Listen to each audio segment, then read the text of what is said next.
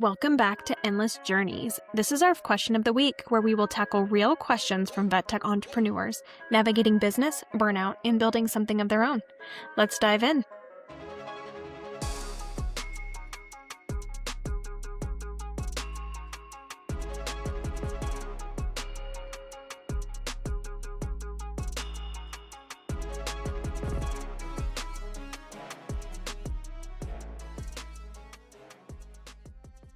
All right, you guys. So I don't know if you guys remember, but we had interviewed Kim Gardner. She was one of our recent interviewees. She is the owner of the Locum LVT PLLC in Utah. So she's a relief tech. On December 4th, she announced that she was officially booked through January of 2026. She also just started this in February of 2025.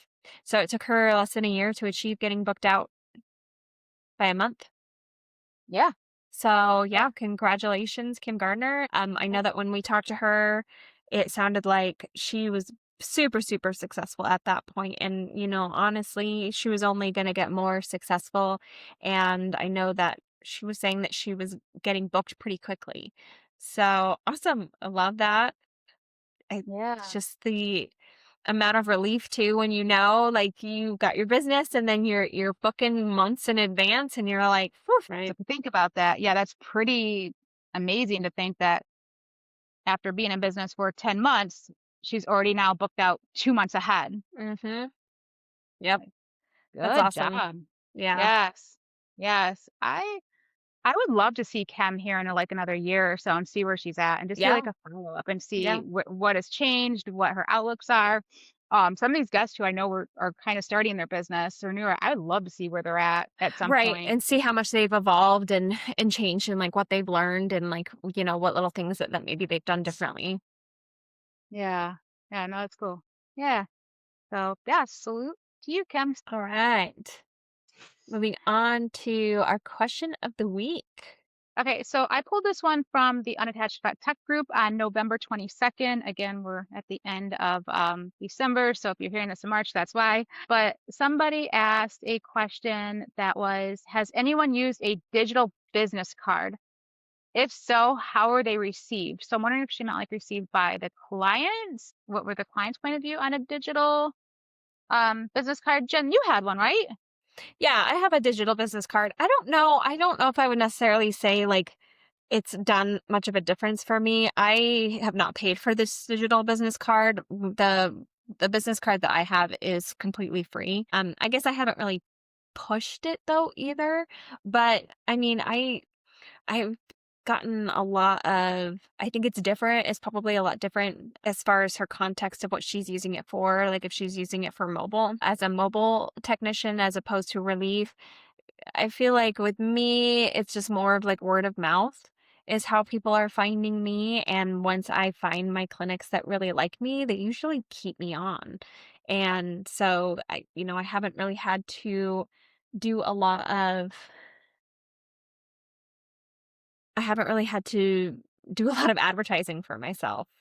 And then even now with the state that I'm in, unfortunately, we've talked about I've even had to cancel a couple of my relief shifts lately just because of my big life change. So I feel like if you have a digital business card, it's not going to hurt anything.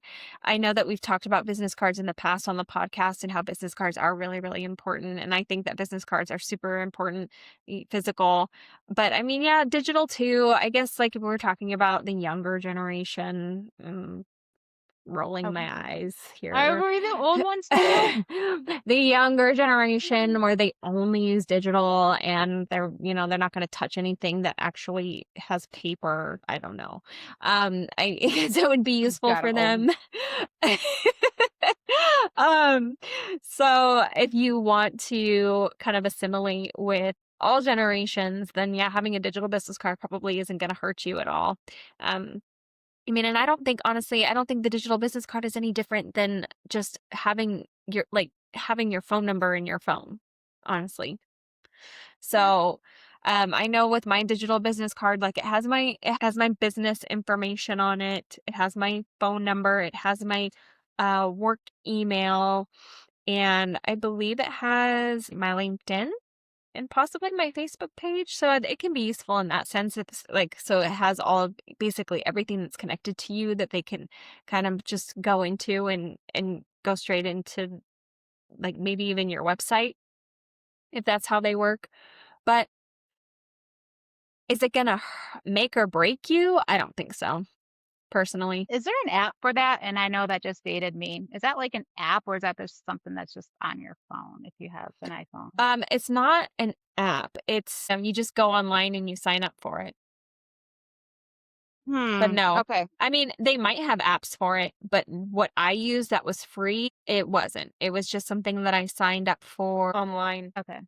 Because I know I'm old as dirt, so I have real paper business cards. But one of my clients, when I first met him, and I'm looking through my phone right now as we speak, because I know who it is, and I'm trying to find his digital business card. He was talking to me about them, and he's like, tap my phone to his phone. I was like, oh, and all his information was there. That Yeah, was really it looks like cool. it's called smartcards.pro. Yeah. And so it basically just pops up everything on your phone, and it has my work phone number, it has my email, it has my Facebook link to it, and then my card link. And then on my digital business card, it just says, I'm an LVT serving the PNW veterinary community for any relief needs at your clinic. Currently licensed in Washington and Idaho. I am most skilled in emergency critical care and anesthesia, but I have worked in all aspects of the veterinary field. And it says made by connected via unique code cards. And so, yeah, it just pops up on your phone like a contact. But then I also have, like, it kind of pops up onto the phone screen like this with my picture, and then you can just, like, it says on the bottom there, like, exchange contacts. Oh, So, there's like, your picture. like, Okay. if you're at, like, a networking community, you can exchange your contacts and things like that. But like I said, I just don't think it's any different than them just having your phone number in your phone. You know what I mean? Yeah, that's kind of like what I'm leaning towards because every time I've gotten like a referral from a client, they would just give them my telephone number, like, Yeah. and they would Yeah. just text me. Like I said, is it gonna hurt? No. I think that if you're gonna do it though, I think that you should just do a free one. I don't think that you should pay for it because like I said, I don't know if it's really gotten me much business. Most of my business, like I said, came from word of mouth. But again, I think it just depends on what type of business you have. Like if you're a dog trainer or you're working mobile, it's probably gonna get you really far. But like I said, it's gonna make you or break you. I don't think so. I think a Yeah. lot of good businesses come through word of mouth and networking, honestly. Mm-hmm. Networking. Yeah. That's what's going to make or break you, is just really work hard on networking. And obviously when you're networking, having your business cards so that people have your information is going to help. So, that's how I feel about it. Yeah. No, I agree. Networking is huge. I'm really trying to digest it. I feel like it'd be good to have both, but I don't think it's again, yeah, super important because Yeah. usually once people get your number, they're just going to communicate with you through that.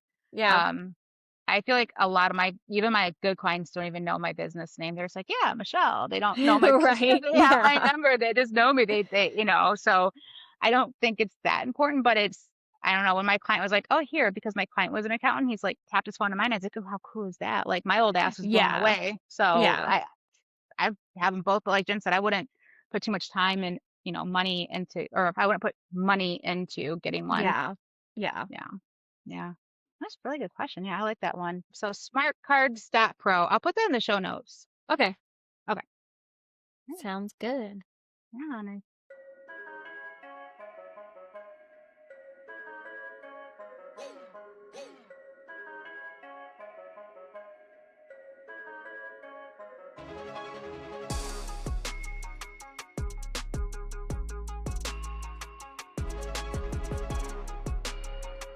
Thank you so much for tuning in to Endless Journeys, the VetTech Odyssey podcast.